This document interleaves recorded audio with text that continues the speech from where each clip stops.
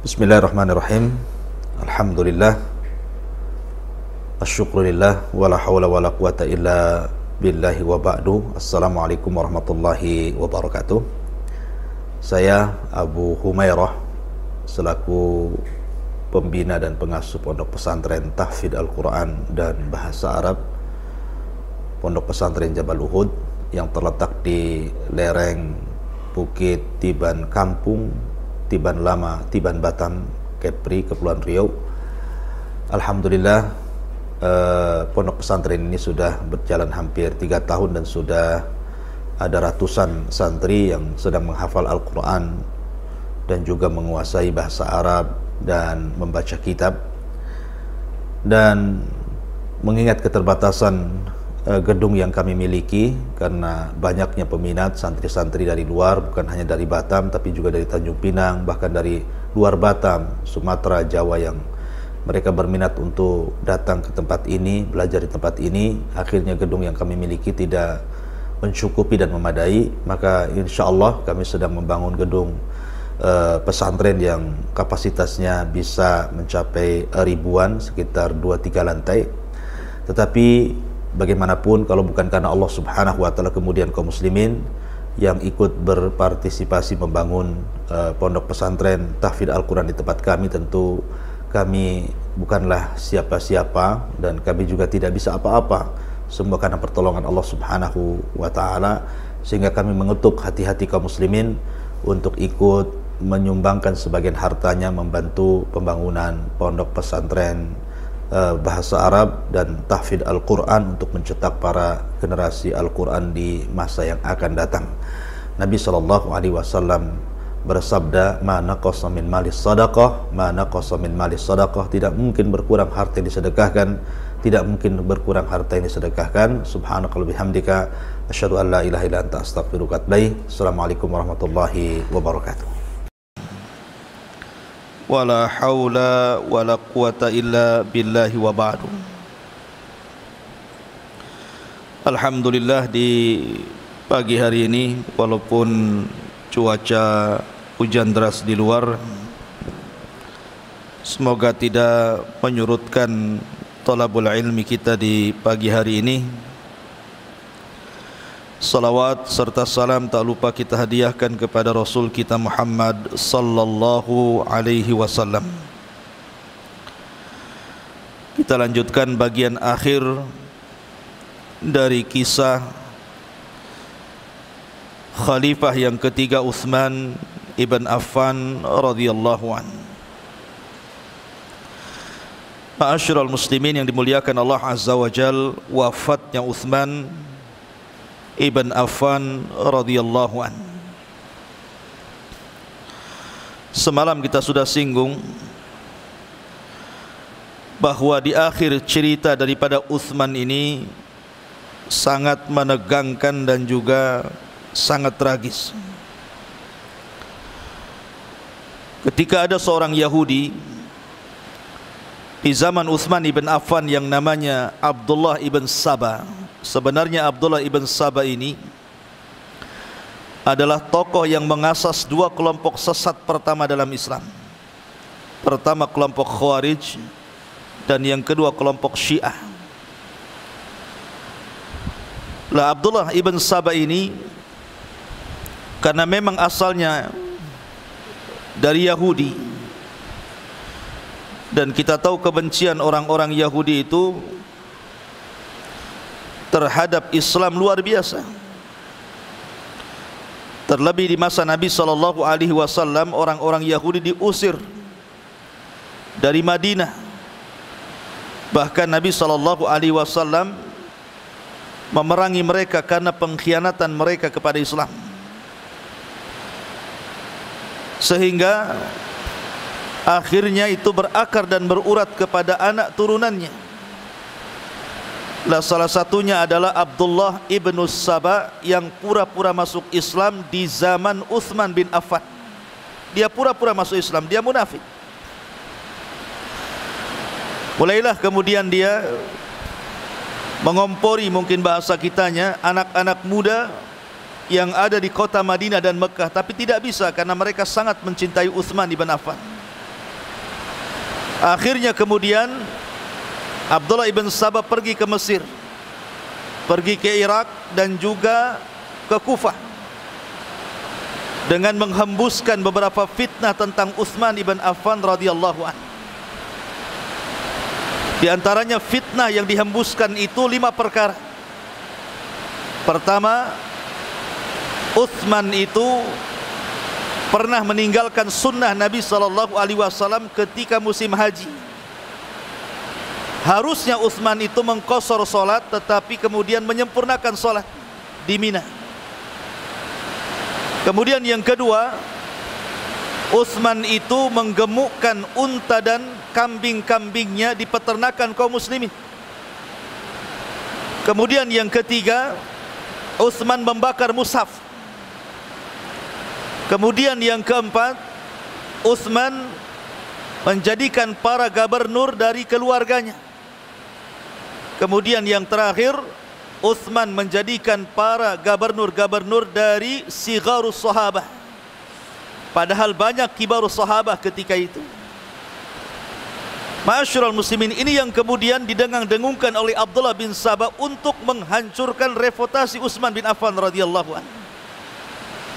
Lah, berhasil nih, banyak anak-anak muda Mesir, banyak anak-anak muda Kufah, banyak anak-anak muda dari Irak akhirnya bergabung sehingga jumlah mereka hampir 5.000 orang. Ketika itulah tepat di tahun 35 Hijriah mereka bergerak di musim haji dengan menggunakan ihram, padahal mereka tidak hendak haji. Mereka hendak melakukan pemberontakan kepada Utsman ibn Affan dengan pakaian ihram mereka. Datanglah mereka di musim haji. Kenapa di musim haji?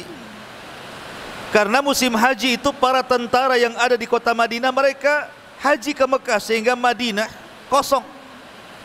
Tidak banyak para tentara yang tinggal di kota Madinah karena mereka haji ke Mekah. Itu pula yang dijadikan alasan orang-orang Khawarij supaya memuluskan tekad mereka untuk melakukan pemberontakan. Dan mereka sudah punya siasat. Siasatnya adalah mereka menghembuskan tentang Ali radhiyallahu an, bahwa Ali radhiyallahu an siap dibaiat kalau seandainya orang-orang itu berlepas diri dari baiat Utsman. Padahal Ali tidak seperti itu. Begitulah orang-orang Khawarij.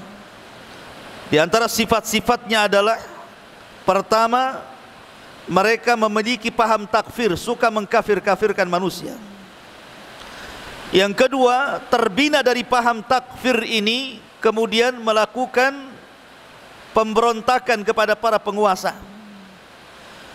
Kemudian ketika mereka melakukan pemberontakan kepada penguasa, berimbas menghalalkan darah mereka.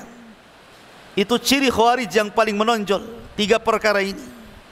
Pertama, mereka membina keyakinan mereka dengan takfir, mengkafir-kafirkan di luar kelompoknya.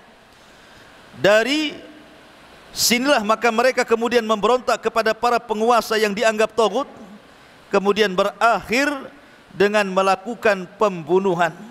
Berawal pengkafiran, berakhir dengan pembunuhan. Itulah Khawarij. Lah ketika orang-orang Khawarij ini hendak kemudian berontak kepada Utsman, otomatis harus cari penggantinya. Maka mereka mengisukan tentang Ali. Begitulah orang-orang Khawarij kalau mau menumbangkan pemimpin yang sah, maka mereka akan menaikkan satu figur, kemudian figur ini diangkat dan pemimpinnya dijatuhkan.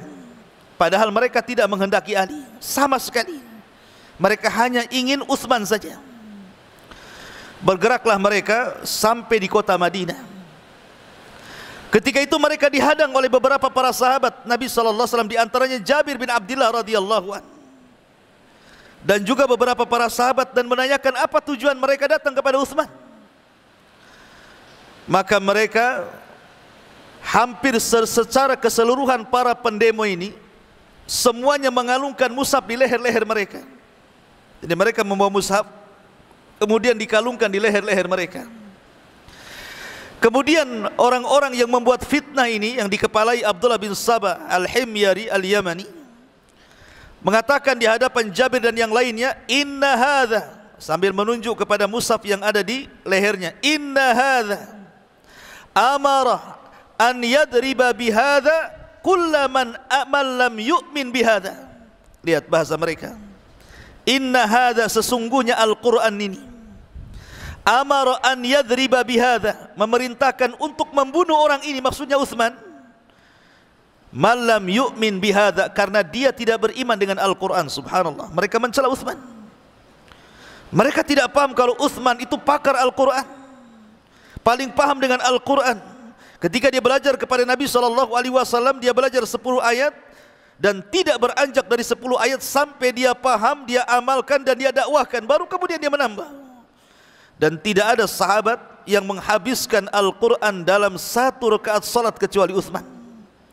Tapi orang-orang Khawarij bukan itu pandangannya.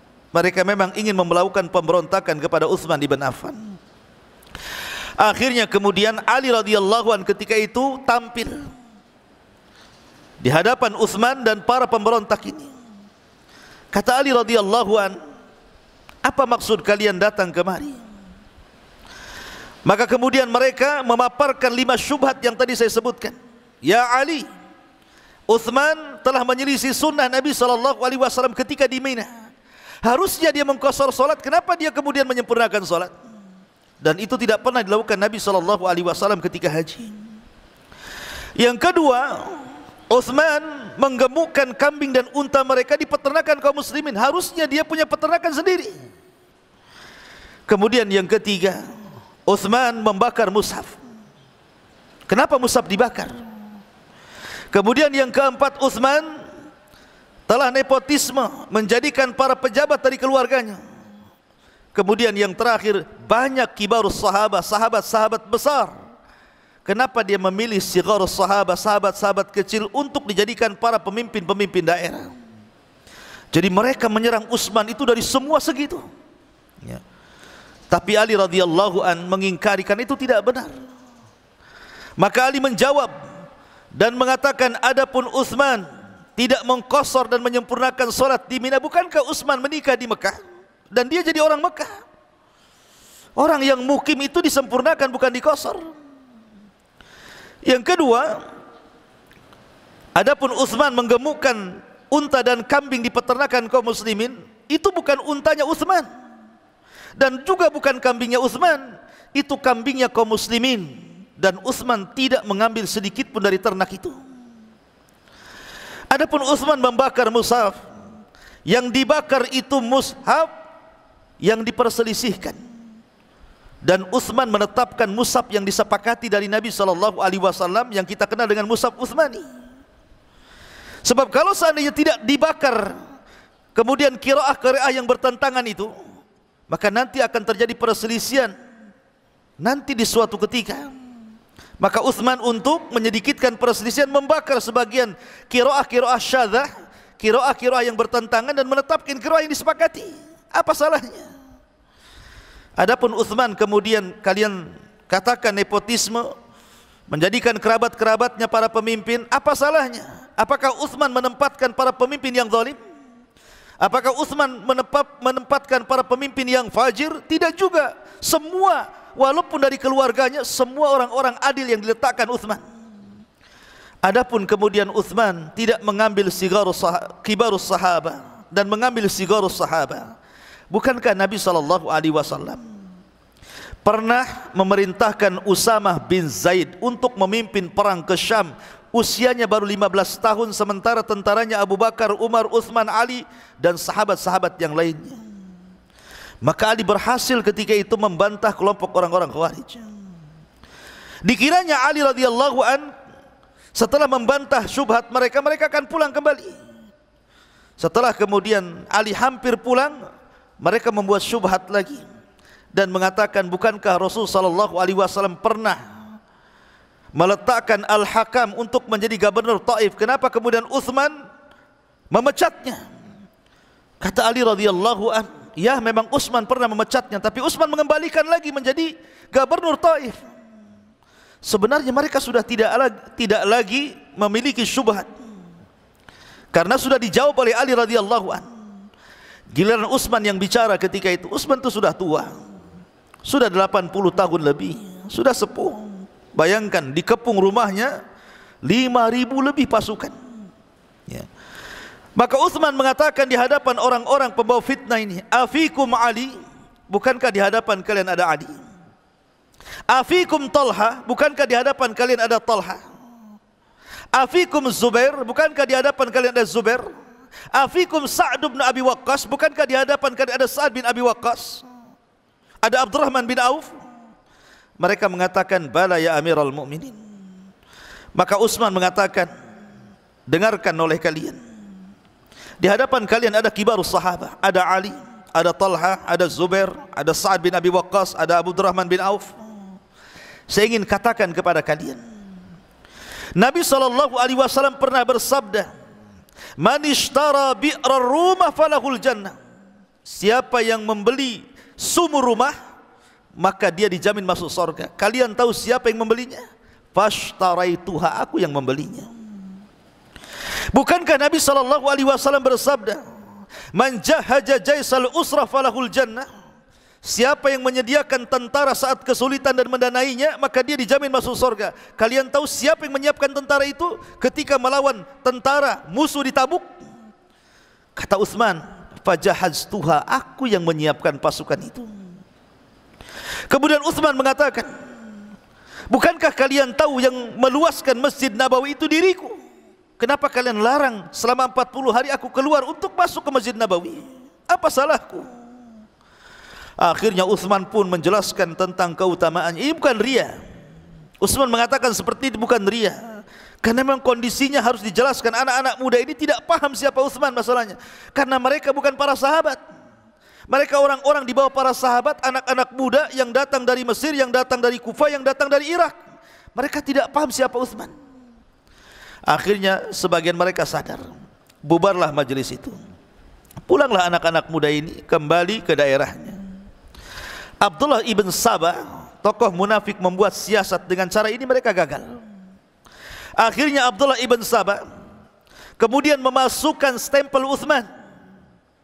Kemudian dibuat surat kaleng bahwa Utsman terkesan menyuruh orang untuk membawa 3 surat ke Mesir, ke Irak, ke Kufah, dan disampaikan kepada gubernur mereka. Rupanya di tengah jalan orang ini ditangkap. Padahal ini siasatnya Abdullah bin Sabah, bukan Utsman yang mengutus orang itu. Ditangkap, rupanya ada surat kaleng. Dibacalah surat itu. Rupanya isi surat itu memerintahkan kepada para gubernur Irak, Kufah, dan Mesir, kalau 5.000 anak muda ini pulang, bantai mereka, bunuh mereka, karena mereka sudah berkhianat dan memberontak kepada khalifah. Subhanallah. Anak-anak muda ini membaca surat itu geram.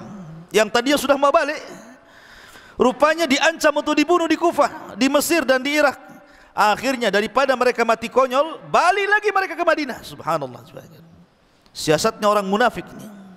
Bahayanya orang-orang munafik itu, menampakkan Islam tapi menyembunyikan kekufuran. Abdullah ibn Sabah, balik lagi mereka ke Madinah. Maka tepat di hari Kamis, di bulan Dzulhijjah, pada tahun 35 Hijriah, Utsman ketika itu sedang berpuasa. Para sahabat Nabi SAW ketika melihat rumah Utsman mulai dikepung, maka ketika itu sebagian para sahabat mendatangi Utsman. Salah satunya datanglah kepada Utsman ibn Affan radhiyallahu an, Hasan dan Husain, cucu Nabi SAW, menawarkan supaya melawan mereka. Tapi Utsman kemudian mengatakan kepada Hasan dan Husain, jangan terlibat dalam fitnah ini. Maka Hasan Husain hanya bisa menangis kemudian pergi. Abu Hurairah datang menawarkan dirinya untuk melawan mereka, tapi Utsman menolaknya. Setiap ada sahabat Rasul ditolaknya. Ini urusan saya dengan mereka, kalian jangan terlibat dalam fitnah ini. Akhirnya ikhwatu fiddin muliakan Allah azza wa jalla, masuklah Katsir ibn Salat, salah seorang sahabat Nabi SAW, dan mengatakan, ya Amirul Mukminin, ukhruj fajlis fil fina. Wahai Utsman, keluarlah, ambillah angin segar di luar rumahmu. Fa in fa'alta irtada'u, kalau seandainya kau melakukan, boleh jadi mereka akan segan denganmu. Tapi Utsman ibn Affan radhiyallahu anhu mengatakan, "Ya katsir, ra'aitul barihata." Semalam, kata Utsman, saya bermimpi berjumpa dengan Abu Bakar dan Umar. Ketika itu keduanya mengatakan, "Irji ya Utsman, fa innaka muftirun indi ghada."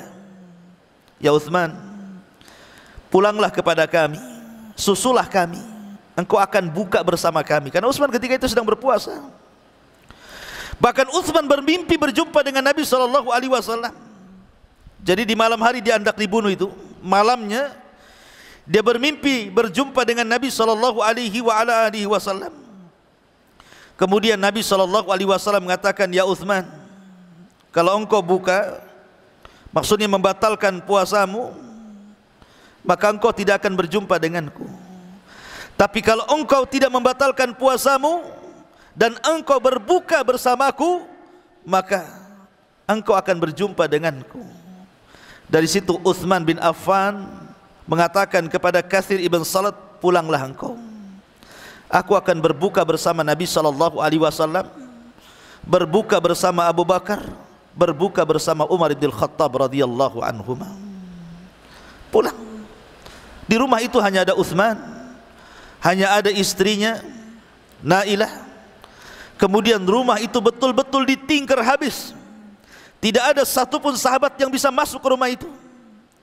Ma'asyiral muslimin yang dimuliakan Allah Subhanahu wa taala. Maka ketika Utsman ibn Affan radhiyallahu an berada di rumahnya, beliau pun berusaha untuk menghabiskan waktu-waktunya dengan salat sunnah. Kemudian menyelesaikan surah Thaha dalam salatnya. Kemudian dia duduk dan membaca Al-Qur'an. Karena dia sangat mencintai Al-Quran, makanya dia mengatakan, "Lau tahurat qulubuna ma sabi'na min kalami rabbina." Kalau hati kita bersih, tidak mungkin kenyang untuk membaca Al-Quran. Maka tiba-tiba kemudian pintu rumah Utsman itu digedor oleh pasukan pembawa fitnah itu.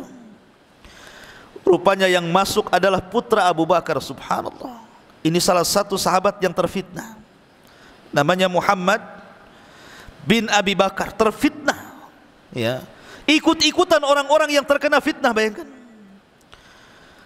awalnya yang masuk kepada rumah Utsman itu adalah orang lain, kemudian mencekik lehernya, jadi dibakar pintu rumahnya. Masuklah orang yang mau fitnah ini, mencekik leher Utsman sampai pingsan, dan Utsman hanya mengatakan, "Fasayakfikahumullah, fasayakfikahumullah," membaca Quran. Kemudian Utsman pun pingsan. Masuklah Muhammad bin Abi Bakar As-Siddiq ini. Rupanya Utsman belum meninggal, dijambak rambut dan janggutnya. Kemudian bertanya, "Ya Utsman, kamu ini agamanya apa?" Langsung bertanya seperti itu, "Kamu ini agamanya apa?" Maka Utsman ibn Affan radhiyallahu anhu mengatakan, "Ala dinil Islam, ana ala dinil Islam." Saya berada di atas Islam. Kemudian Muhammad bin Abi Bakar As-Siddiq mengatakan, "Ghayyarta kitab Allah." Tidak, kau sudah merubah-rubah Al-Quran. Kata Utsman, "Baini wa bainaki kitabullah." Bukankah di hadapan kita dan anda kitabullah, wahai Muhammad? Maka Muhammad menjambak lagi leher janggut Utsman yang sudah tua ketika itu Utsman. Maka Utsman hanya mengatakan, "Rabbana inna ata'na sadatana wa kubara'ana fa'adalluna sabila." Dia baca surah Al-Ahzab ayat 67. Ketika itu Utsman mengingatkan, "Ya ibna akhi, wahai anak saudaraku, wahai anak Abu Bakar, innaka amsakta lihyah kana abuka yukribuha." Wahai Abu Bakar, wahai Muhammad bin Abi Bakar, engkau sudah berani menjambak janggutku, sementara ayahmu Abu Bakar sangat memuliakannya. Lepaskan janggutku. Akhirnya kemudian Abu Bakar tersadar, Muhammad bin Abi Bakar tersadar, dia pun menangis. Dia malu ketika diingatkan kebaikan ayahnya Abu Bakar terhadap Utsman bin Affan radhiyallahu anhu. Setelah dia menangis, dia berusaha kemudian berdiri di pintu masuk rumah Utsman. Datanglah pasukan pemfitnah Sabaiyah ini. Lah, Muhammad bin Abi Bakar karena sudah sadar, dia hudus pedangnya supaya jangan ada yang masuk ke rumah Utsman. Tapi karena pasukan banyak, dia tidak bisa apapun. Akhirnya kemudian masuklah orang-orang ke rumah Utsman ibn Affan radhiyallahu an. Ma'asyiral muslimin yang dimuliakan Allah Azza wa Jalla. Tiba-tiba ada seorang namanya Kinanah ibn Bishr. Kemudian memukulkan pedangnya persis di tengkuk Utsman. Di sini. Ya. Akhirnya lehernya hampir patah. Karena betul-betul pedang yang sangat tajam kemudian disabetkan di tengkuk Utsman bin Affan radhiyallahu, hampir lehernya patah. Darah pun mencucur. Kemudian yang lain kemudian meletakkan kaki dan tangannya di dada Utsman dan memukulinya. Ketika itu Nailah bintu Al-Farafisah, istri Utsman, berusaha menghalang-halangi Utsman. Kemudian disabet juga pedangnya, akhirnya sebagian jarinya putus dan dia hanya bisa pingsan dan kemudian menangis dan kemudian pingsan. Maka Utsman ibn Affan radhiyallahu an kemudian dikeroyok, ditusuk pedang di sana di sini. Akhirnya Utsman pun meninggal dengan cara dimutilasi. Na'udzubillah. Lihat bagaimana kematian tragis Utsman ibn Affan radhiyallahu an. Ma'asyiral muslimin yang dimuliakan Allah Azza wa Jalla. Setelah kemudian berhasil membunuh Utsman ibn Affan radhiyallahu an, maka kemudian bahagialah, senanglah orang-orang Khawarij ini karena sudah membunuh targetnya. Maka kemudian akhirnya mereka tidak meninggalkan Madinah. Mereka hendak memujuk Ali radhiyallahu an untuk mengganti Utsman, tapi Ali menolaknya. Mereka datang kepada Tolha untuk memujuk Ali, tapi Ali menolaknya. Mereka datang kepada Zubair, tapi Ali menolaknya. Mereka datang kepada Abdurrahman bin Auf, Ali pun menolaknya. Makin bingung ini orang-orang ini, kenapa Ali tidak mau? Tapi dengan politik orang-orang Khawarij, akhirnya kemudian sahabat-sahabat terdekat Ali dari kibarus sahabat pun mulai merayu Ali bin Abi Thalib. Ma'asyiral muslimin yang dimuliakan Allah Azza wa Jalla, kabar terbunuhnya Utsman ini sampai ke Syam. Waktu itu kota Syam, ingat, Syam itu adalah bagian daripada negeri Islam yang paling luas, tentaranya paling banyak dan paling kuat. Dan yang menjadi gubernur ketika itu adalah Muawiyah bin Abi Sufyan.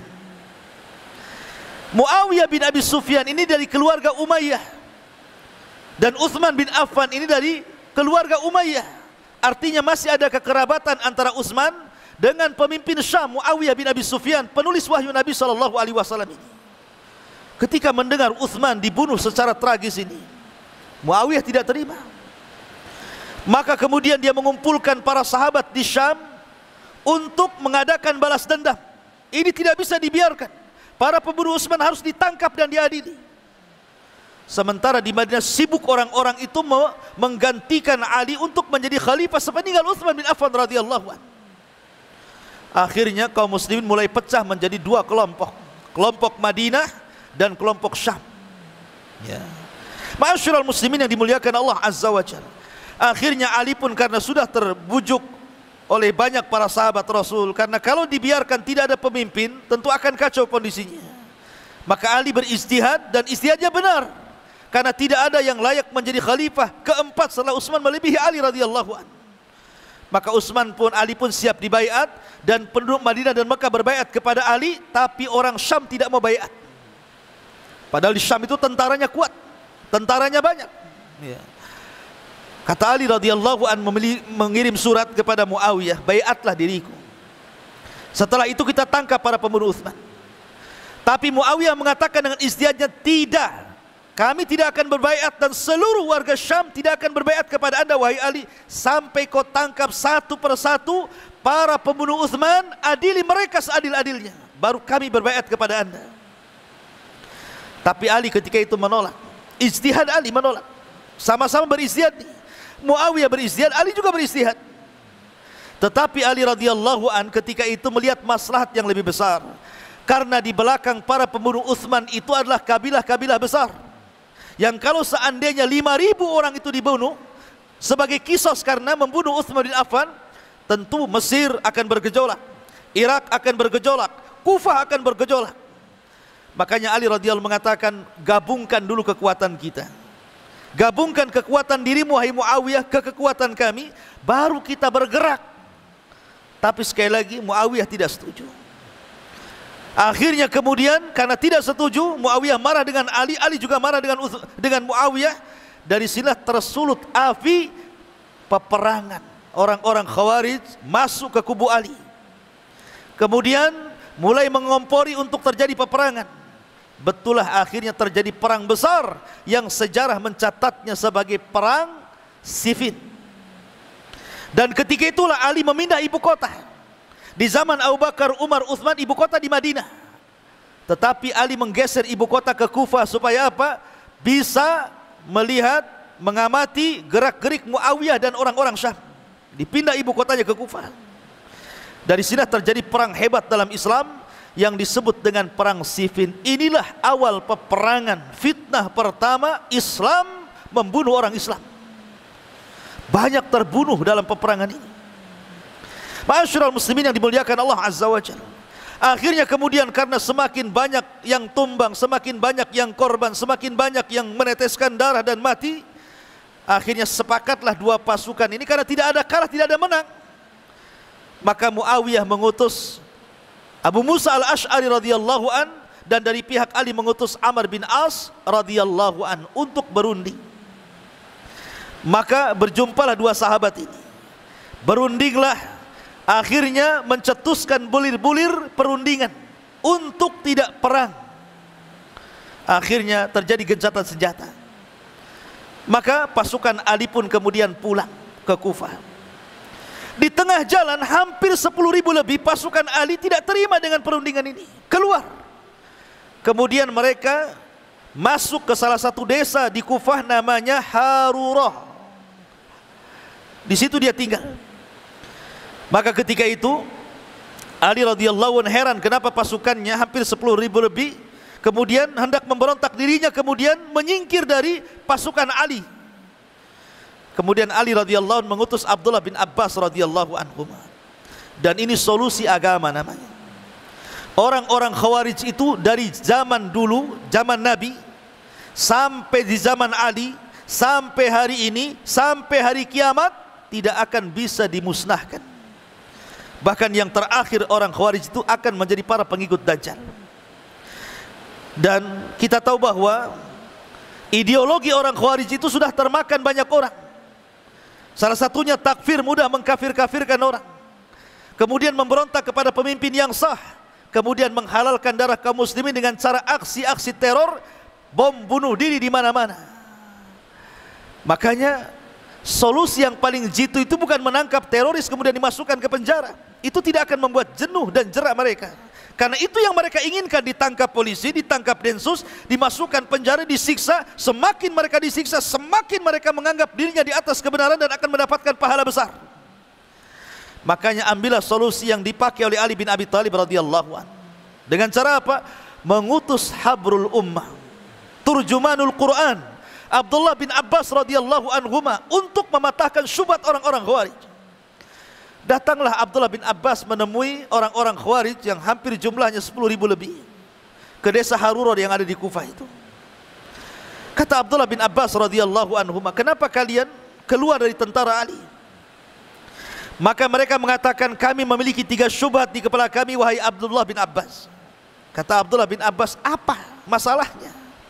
Yang pertama, kenapa kita disuruh perang bersama Muawiyah? Bukankah memerangi kaum muslimin itu cuma ada 2? Apakah Muawiyah dan orang-orangnya kafir sehingga kita perangi, ataukah Muawiyah dan orang-orangnya muslim? Lalu kenapa kita perangi? Kalau kita berperang berarti dia kafir. Kalau dia tidak kafir, kenapa Ali menyuruh kita memerangi mereka?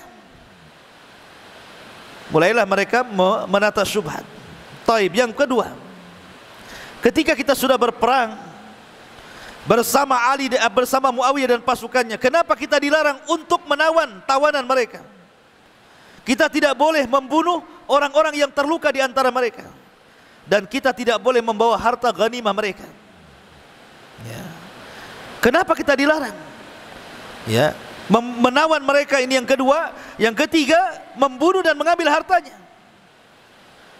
Maka Abdullah bin Abbas mengatakan kepada orang-orang Khawarij ini, pertama, kenapa kita memerangi mereka. Kalau kita katakan mereka, kita perangi mereka kafir, kalau tidak katakan mereka berarti muslim. Lalu kenapa kita perangi? Ingatlah bahwa orang-orang yang memberontak itu disebut bughat. Makanya Ali ditanya tentang Muawiyah, kata Ali radhiyallahu anhum ikhwanuna baghaw alaina. Mereka saudara kami, tapi mereka bughat. Bughat itu para pemberontak, dan para pemberontak harus diperangi. Itulah dalam Islam, ya, supaya mereka menyatukan dengan kalimat kaum muslimin. Yang kedua, kenapa tidak menawan? Kalian tahu enggak, dalam pasukan Muawiyah itu ada Aisyah Ummul Mukminin bergabung dengan mereka. Apakah kalian ridha menawan Ummul Mukminin istri Nabi SAW? Ya. Mana akal kalian? Ya. Kemudian yang ketiga, kenapa kemudian kita tidak menawan, mengambil harta ghanimahnya? Karena mereka itu bukan kafir, mereka muslim. Ya. Kemudian mereka menambah syubhatnya. Lalu yang keempat, wahai Abdullah bin Abbas, apa kata Abdullah bin Abbas? Kenapa Ali berhukum dengan hukum manusia dengan mengutus Amr bin As? Kenapa tidak berhukum dengan hukum Allah? La hukma illallah. Tidak ada hukum kecuali hukum Allah. Itulah yang dikatakan Ali bin Abi Thalib, kalimatul haq urida bihal batil. Kalimatnya benar, tapi dikehendaki kebatilan. Akhirnya Abdullah bin Abbas mengatakan, bukankah Allah berfirman, wa in ta'ifatani minal mu'minina iqtatalu fa aslihu bainahuma. Apabila ada dua orang muslim saling berperang, maka utus satu orang untuk mengislah. Ali sudah benar mengislah dengan mengutus Amr bin As. Dan Allah juga mengatakan, fab'athu hakama min ahli wa hakama min ahli. Dalam keluarga kalau cekcok, maka kirim utusan keluarga laki-laki dan keluarga perempuan berdamai di situ. Lalu apa salahnya Ali bin Abi Thalib mengutus Amr bin As? Ma'asyiral muslimin, akhirnya mereka tidak punya hujah. Separuh lebih pasukan sadar, kemudian kembali kepada tentara Ali, tapi separuhnya tidak sadar, tetap berpegang bahwa Ali itu salah, Ali sudah kafir karena tidak berhukum dengan hukum Allah. Dan Allah berfirman, malam yahkum bima anzalallah faulaika humul kafirun. Siapa yang tidak berhukum dengan hukum Allah, dia kafir. Ketika itu meredalah suasana. Ali membiarkan orang-orang Khawarij itu berada di Harurah, tidak diperangi sampai pada waktunya ketika Abdullah ibn Khabbab ibn Arat, putra sahabat Khabbab bin Arat itu lewat bersama istri, pembantu dan jariyahnya yang hamil ketika itu, melewati desa Harurah. Tahu-tahu ditangkap oleh orang-orang Khawarij itu, kemudian diikat di pohon. Kemudian ditanya, ya Abdullah, ini putra sahabat Khabbab bin Arat, bagaimana pendapatmu tentang Abu Bakar, tentang Umar, tentang Ali, tentang Muawiyah? Ditanya satu-satu. Maka akhirnya Abdullah bin Khabbab pun memuji mereka semuanya.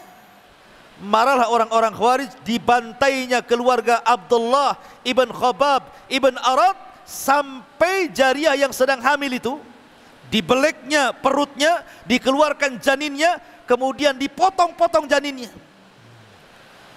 Ketika kabar meninggalnya keluarga, satu keluarga dibantai dari anak sahabat Nabi Khabbab bin Arat ini sampai ke telinga Ali. Maka Ali radhiyallahu an marah besar. Disitulah yang tadinya Ali tidak hendak membantai mereka, marah. Akhirnya kemudian Ali menyiapkan pasukan dan menyerang orang-orang Khawarij yang ada di Harurah.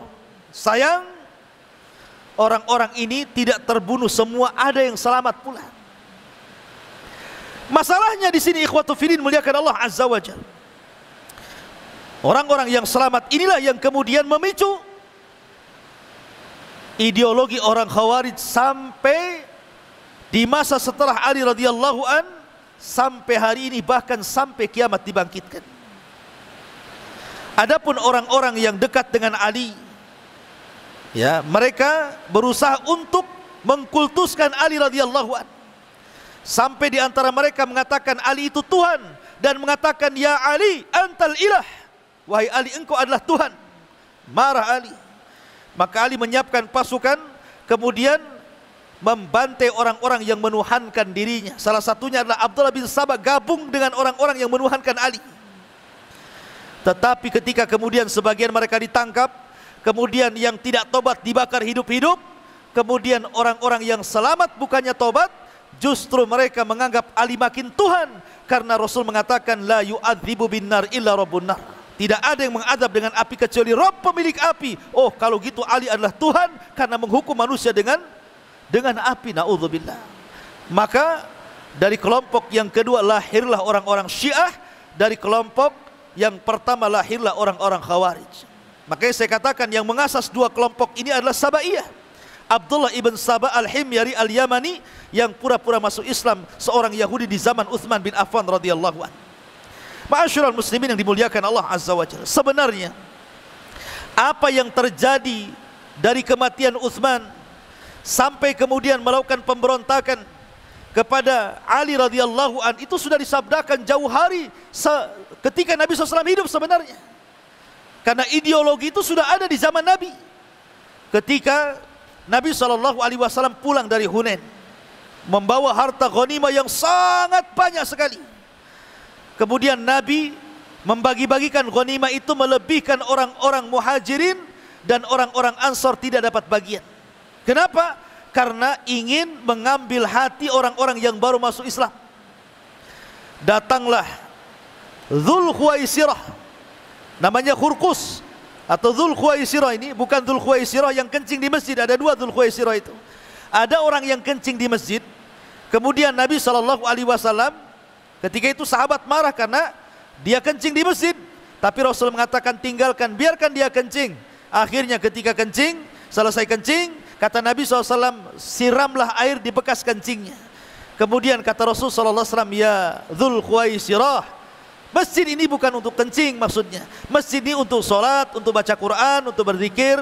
Ini bukan Dzul Khuwaisirah dalam kisah perang Hunain ini. Ini lain lagi, ini seorang Arab Badui. Tapi yang dimaksud Dzul Khuwaisirah di sini namanya Khurqus. Kepalanya pelontos botak, datang kepada Nabi SAW dan mengatakan, "I'dil ya Muhammad." Adil wahai Muhammad. Kenapa kau enak kali bagi-bagi harta ini tanpa kemudian mengikuti apa yang sudah menjadikan arahan kitabullah dan sunnah Nabi SAW. Nabi SAW marah ketika dibilang, "I'dil, adilah wahai Muhammad." Kata Nabi SAW, ya Khurqus, ya Khurqus, illam adil faman ya adil. Kalau aku tidak adil, siapa lagi yang lebih adil daripada aku, katanya. Kemudian setelah itu Khurqus pun pergi. Maka Nabi SAW mengarahkan telunjuknya kepada Khurqus ini, mengatakan, min di'di hadar rajul. Dari pundak orang ini, kata Nabi SAW, akan lahir orang yang seperti itu, di mana mereka itu yaqra'unal Qur'an la yujawizu hanajirahum, baca Quran tidak sampai tenggorokannya, yahkiruna salatakum ma'a salatihim wa siyamakum ma'a siyamihim wa qira'atakum ma'a qira'atihim, yamruquna minal Islam kama yamruquna sahmu anir ramiyah, fa idza laqitumuhum faqtuluhum fa inna fi qatlihim ajrun liman qatalahum. Kata Nabi, nanti di belakang orang ini akan muncul persis dengan orang-orang ini keyakinannya. Mereka keluar membaca Quran tidak sampai di tenggorokannya. Mereka meremehkan solat kalian dibandingkan solat mereka, puasa kalian dibandingkan puasa mereka, baca Quran kalian dibandingkan baca Quran mereka. Dan siapapun yang menjumpai mereka, perangi mereka, bantai mereka, kejar mereka, karena dalam memerangi mereka terdapat pahala, kata Nabi SAW. Lihat, di sini ada dua perbedaan bagaimana sikap Nabi SAW terhadap orang-orang musyrik dan orang-orang Khawarij. Ketika Nabi Fatuh Mekah, membebaskan kota Mekah itu orang-orang musyrik gak berdaya. Kenapa? Karena mereka dikepung oleh pasukan Rasulullah sehingga mereka siap mati. Karena sudah gak bawa senjata, sudah kalah, mereka terkunci di Masjidil Haram. Tapi Nabi SAW memaafkan mereka. Nabi SAW hanya mengatakan, intaliqu, pergilah kalian, idhabu fa antumut tulaqah, pergi kalian sudah kumaafkan. Tetapi ketika Nabi bicara tentang Khawarij, Rasul tidak memaafkan mereka. Rasul mengatakan, fa idza laqitumuhum, apabila kau temui orang-orang Khawarij itu, faqtuluhum, perangi mereka, fa inna fi qatlihim ajrun, karena dalam memerangi mereka terdapat pahala. Subhanallah. Kenapa Nabi memaafkan orang-orang musyrik dan tidak memaafkan orang Khawarij di sini? Karena orang-orang Khawarij itu mereka memerangi Islam dan mereka tidak memerangi para penyembah authan, patung. Yaqtuluna ahlal Islam wa yada'una ahlal authan. Mereka memerangi orang Islam, tetapi mereka membiarkan orang-orang penyembah berhala. Begitulah orang-orang itu. Tapi kalau mereka melakukan aksi, maka mereka akan mengatasnamakan jihad, akan mengatasnamakan li'ila'i kalimatillah, akan mengatasnamakan perbuatan baik, Quran dan Sunnah. Makanya Syekhul Islam Ibn Taimiyah rahimahullah ta'ala mengatakan, la lil islami nasaru wala lil kuffari kasaru. Mereka itu tidak hendak menjayakan Islam dan tidak hendak menghancurkan orang-orang kafir. Karena buktinya para teroris di negeri kita dan negeri-negeri barat ataupun negeri kaum muslimin, lihat apa yang terjadi. Ketika mereka melakukan bom bunuh diri, bukan berarti Islam jaya. Justru Islam semakin dituduh bahwa Islam adalah agama teroris, Islam agama sadis, Islam agama radikalis. Padahal Islam itu agama yang mulia. Siapa yang mencoreng Islam kalau bukan para teroris?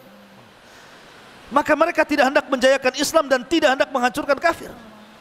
Ma'asyiral muslimin yang dimuliakan Allah Azza wa Jalla. Oleh karena itulah maka disinilah kalau kita melihat sejarah cikal bakal munculnya Khawarij adalah di zaman Utsman bin Affan dan melembaga di zaman Ali, kemudian tersebar pemahamannya sampai hari ini. Ideologinya hampir kaum muslimin terjangkit dengan ideologi Khawarij ini. Maka hati-hati kepada orang tua kalau punya anak kemudian ngaji, lihat kalau punya 3 keyakinan, hati-hati dia Khawarij. 1, mengkafirkan di luar kelompoknya. 2, tidak suka dengan pemerintah dan hendak menjatuhkannya. 3, menghalalkan darah, siap untuk membunuh diri dengan keyakinannya. Kalau 3 perkara ada, yakini anak anda terkena paham Khawarij. Cuci otaknya segera sebelum dia menjadi korban kebiadaban orang-orang Khawarij. Wallahu a'lam bishawab. Ini yang bisa sampaikan, mudah-mudahan ada manfaatnya. Subhanakallahumma bihamdika asyhadu an la ilaha illa anta astaghfiruka wa atubu ilaik. Allah taala. Assalamualaikum warahmatullahi wabarakatuh.